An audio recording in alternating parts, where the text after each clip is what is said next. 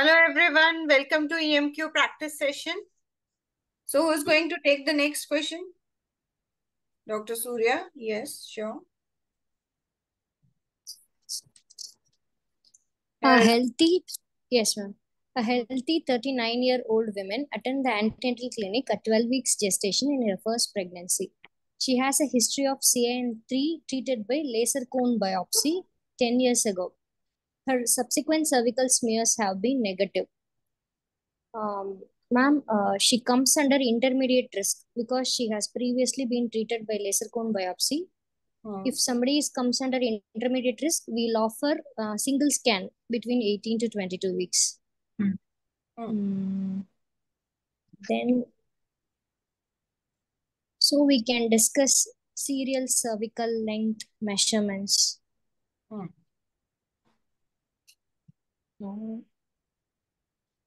Or a serial transvaginal ultrasound scan for cervical length measurement. F could be better. Okay. So, F. In exam, you have to come to answer, na? So, what answer? F, ma'am. F only, ma'am.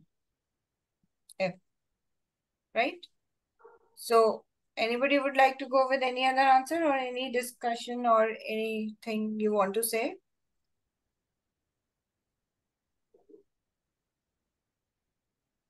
F only, ma'am. F? Because it is 10 years ago. Hmm. So I think F is the better answer, ma'am. Because she's gone for the bone biopsy 10 years ago, ma'am. And then so the cervix, the strength of the cervix would have been better. Like it is not recent. So that is one thing which is making me to go for F. Okay, and if it is like 2 years, then how the answer will differ? No, No, ma'am, it's it is still the just same. same. Yeah, it will be the same. Yeah.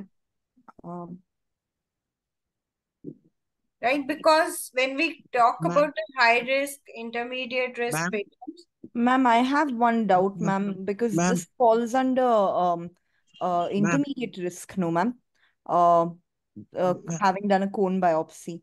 So, isn't there a role for prophylactic cerclage also for this patient? Okay. Yes, yeah. Ma'am, this patient has undergone an cone biopsy, so she should be checked. Cervical scan should be done in between 12 to 18 weeks for these patients, like repeated dilatation and curettage, the cones biopsy, or the extensive cervical trauma. For this patient, we should subject cervical scan at least in between 12 to 18 weeks. Okay. Okay. So you say that this belongs to the high risk category? Yes. No. No, Because this is high risk. It's intermediate risk only. Yeah, let's under intermediate risk. So it will be one scan, which will be done between 18 to 24 weeks, and 22. yeah, and it's just one scan that is recommended. Yes, at and that. we don't do serial scans. We do It's not just serial scans, yeah. one scan we do. So now the present options are in front of you. Yes. Yes, ma'am. You have to Because it choose doesn't from the that same. option. Reassure.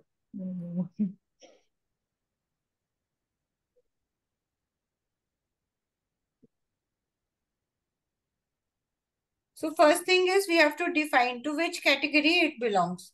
High risk or the intermediate risk. So if we go by that, yes, definitely this is an intermediate risk scenario.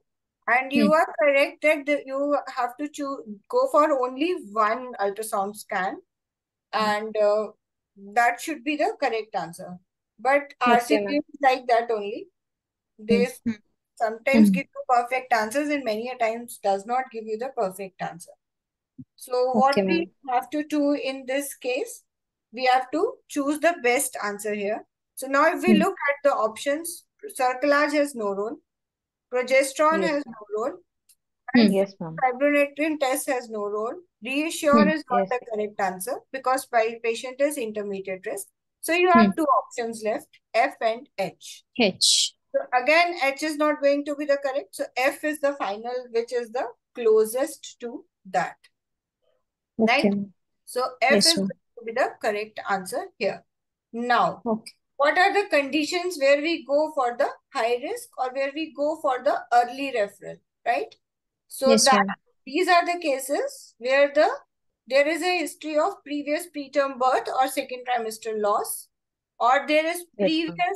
preterm pre-labor rupture of membranes less than 34 weeks, previous use of cerclage, any uterine variants, right? Yes, ma'am. Intrauterine adhesions or history of trachelectomy, Yes, right? ma'am. Failed for circulages. Failed vaginal That is what cerclage. I said. Failed The vaginal. previous use of cerclage is same as failed cerclage, right? Yes, So ma'am. Okay, ma'am. previous use of cerclage in a patient. So Yes, here, ma'am. these are the high risk. What you have to do in the high risk, you refer to the preterm prevention specialist by 12 weeks, right? And then she is offered the serial scans from 16 to 24 weeks every 2 to 4 weeks. Yes, ma'am. And this is the patient of intermediate risk. So what are the conditions where we have the intermediate risk? So women including those who have a history of previous full dilatation cervical C-section, significant cervical excisional biopsy with the large loop excision or cone biopsy. So in these cases, we do single transvaginal scan no later than 18 to 22 weeks as a minimum. Right? Is it clear? Okay, ma'am. Yes, ma'am. Fine. So whenever Yes, you ma'am. have this type of a scenario, first define whether is the patient is the high risk or the intermediate risk, and then choose according to the scenario where you are, right?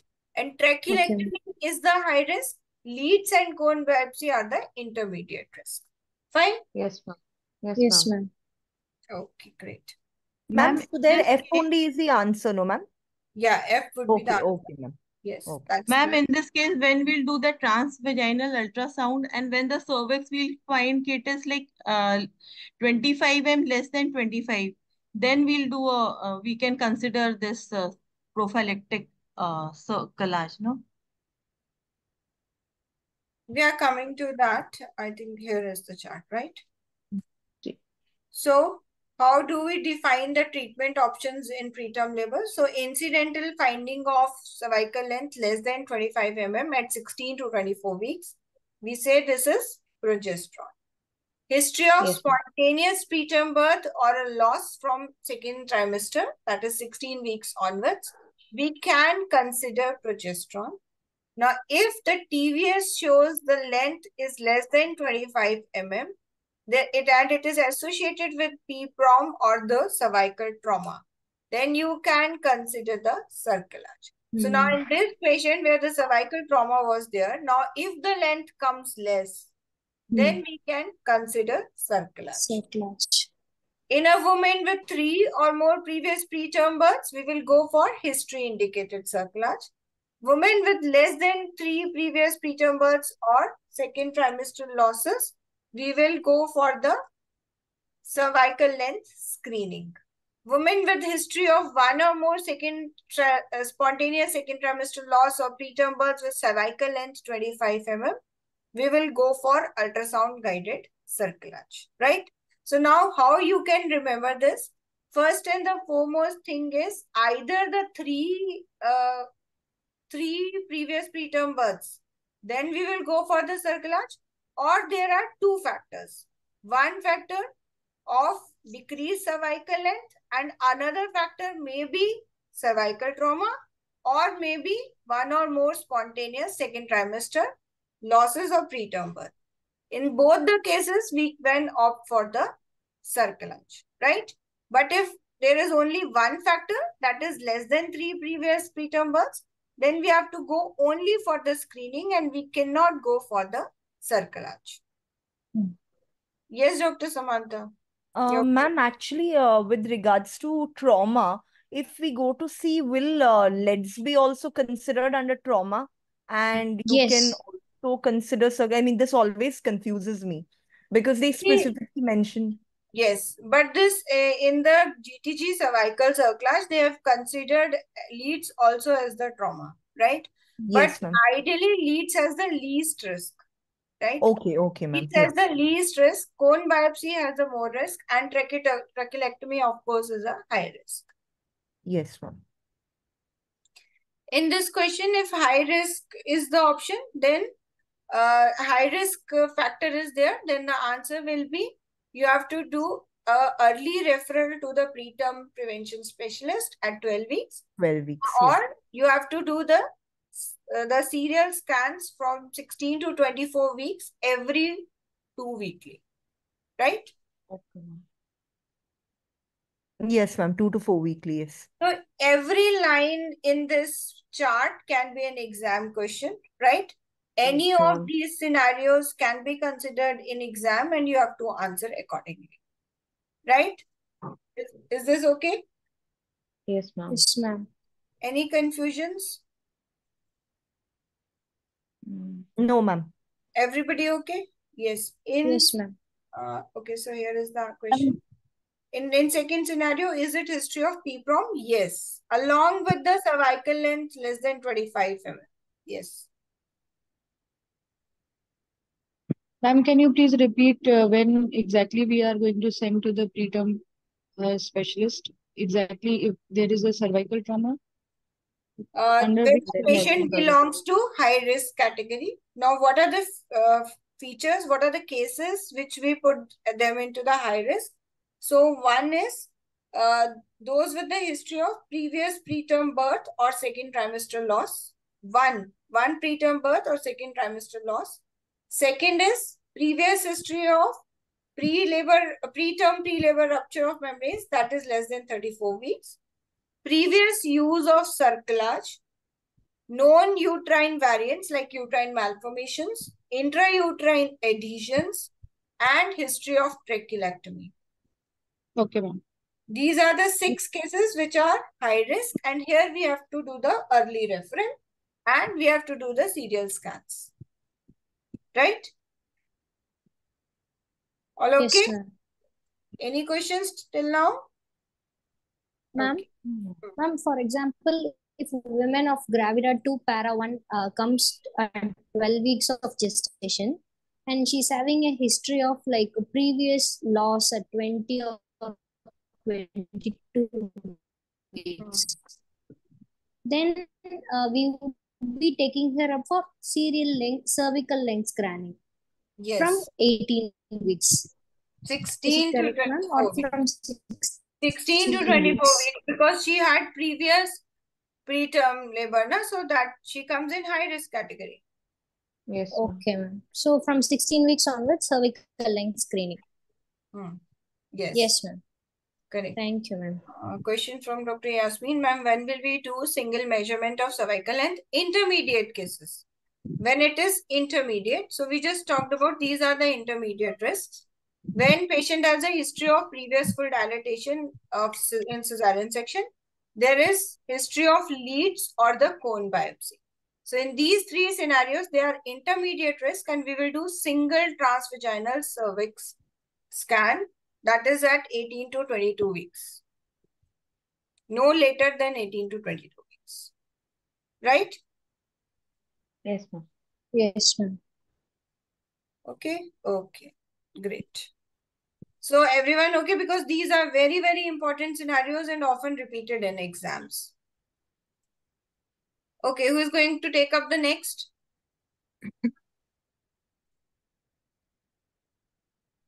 Ma'am, I can take. Yes. Yes, Dr. Nisha. Definitely. Here it is. A healthy 33-year-old woman presents with uterine contractions every 3 to 4 minutes at 27 weeks gestation and in first pregnancy. There is no vaginal bleeding or discharge. Pulse 76, BP 98/52, temperature 37. There are palpable uterine contractions lasting for 20 to 30 seconds. The cervix is fully effaced and 4 centimeter dilated with intact membrane. So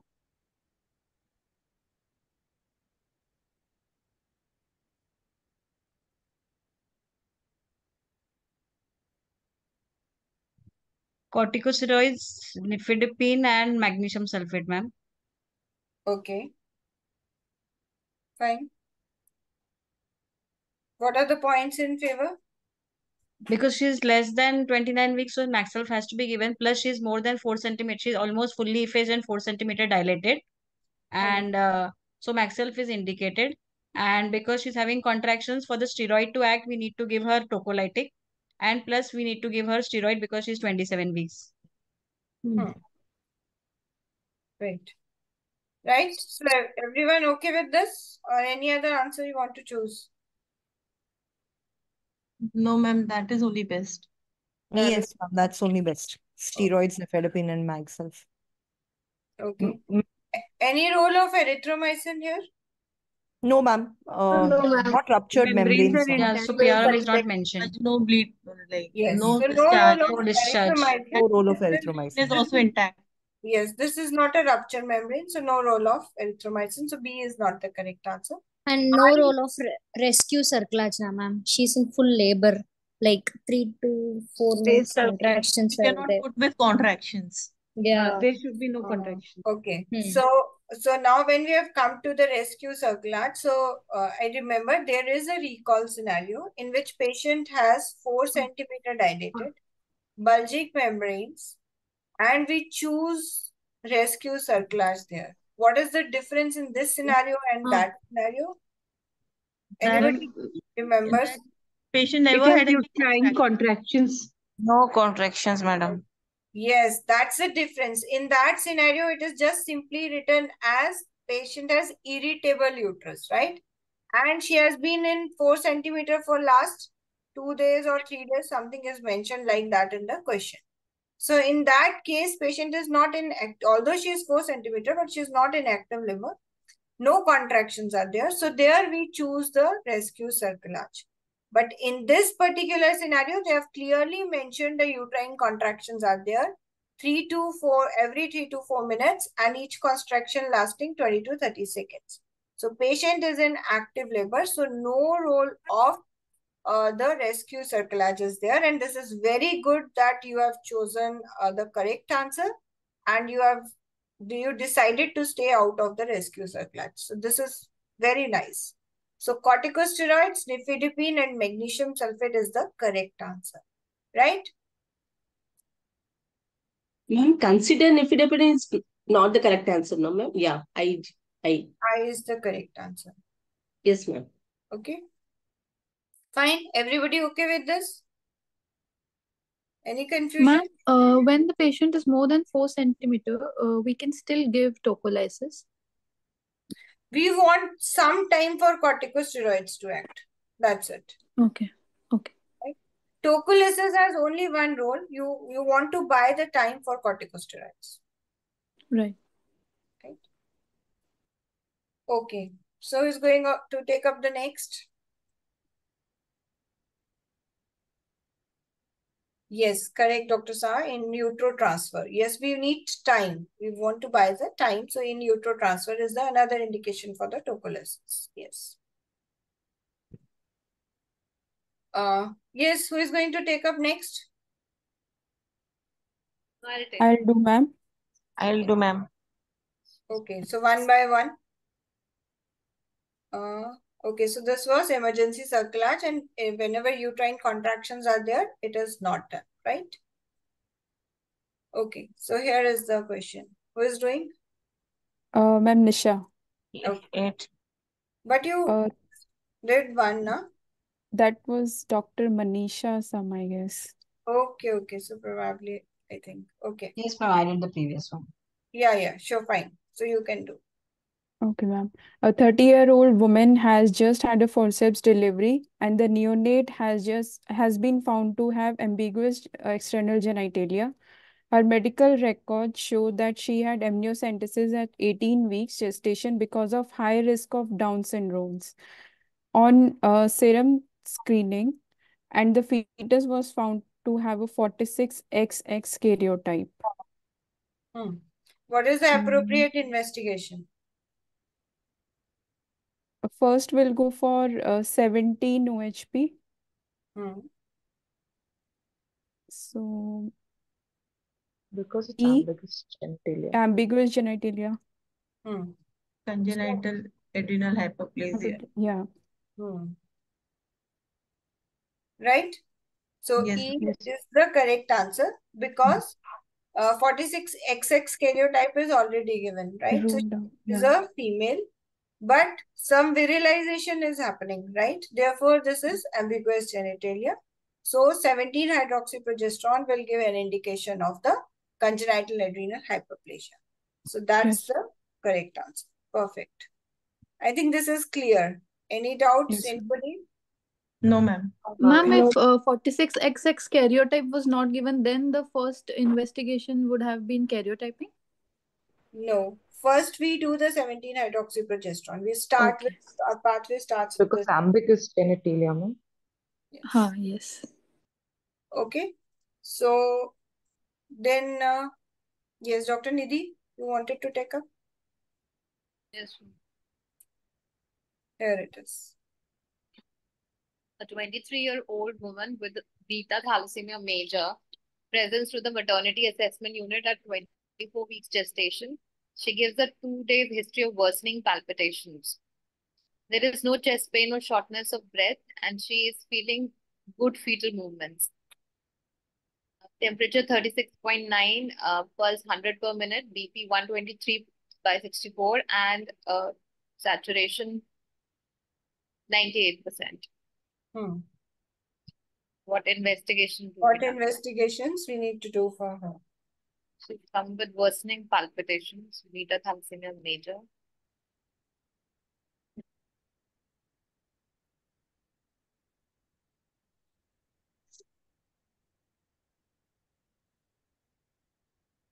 One, need to do a ECG for her.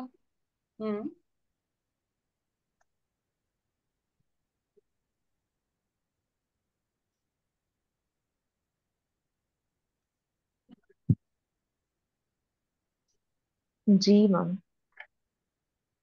G, okay. Full blood count and Yeah. Good job. Please, please, और please, चलो please. इसको पहनो उसका T shirt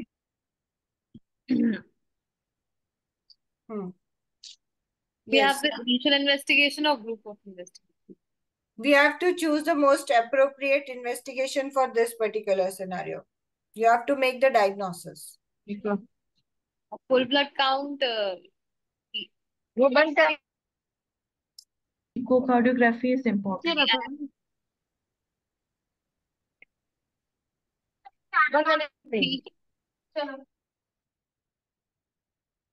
Yes, you can unmute yourself. Yes. So basically, what are we expecting in this scenario? There is cardiac involvement, right?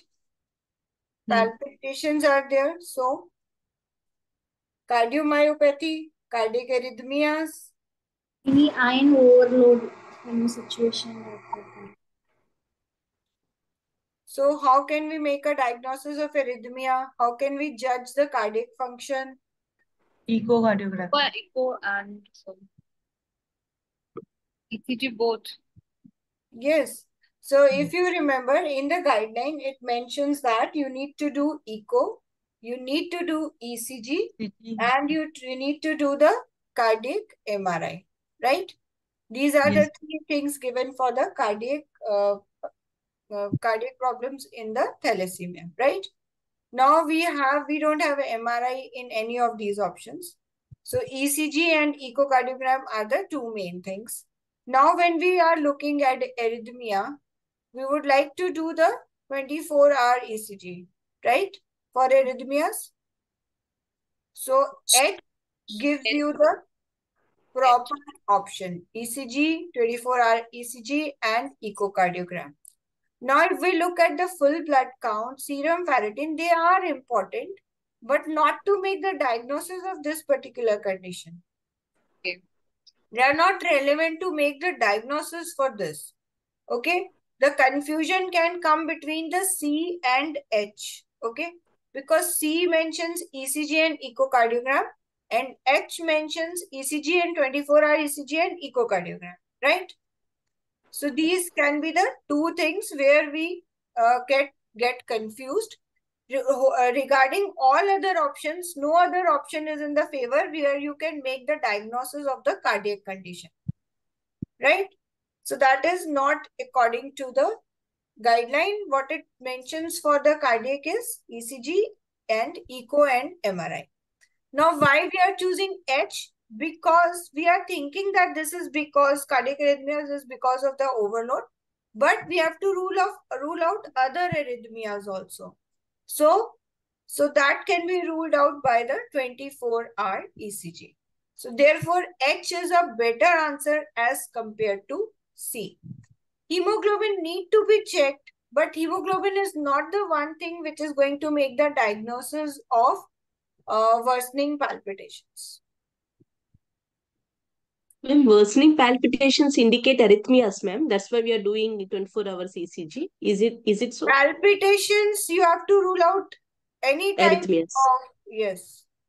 So Okay. any type of these things, like even the ectopics, supraventricular Yes. tachycardia, these can also lead to palpitations. Yes, Yes. ma'am. Yes, Dr. Saad, arrhythmias is common in thalassemia. So we are therefore looking at the ECG, 24-hour ECG and echocardiogram. Yeah. Right? Yes, ma'am. Is it fine? Yes, ma'am. Okay. Ma'am, one doubt here that Hmm. although full blood count we are not taking into consideration, but palpitations can also be caused by the anemia itself, no? But it is a Anemia short causes history. palpitation, so we 2 need to days, know. short history, 2 days history. And there are no other signs of like anemia, tiredness, nothing. And even, Okay. ma'am, iron overload could not be the scenario, ma'am, in this, because if there Iron is overload could be one of the possibility, but then serum ferritin is not the right test to look for the iron overload. okay, ma'am. Okay.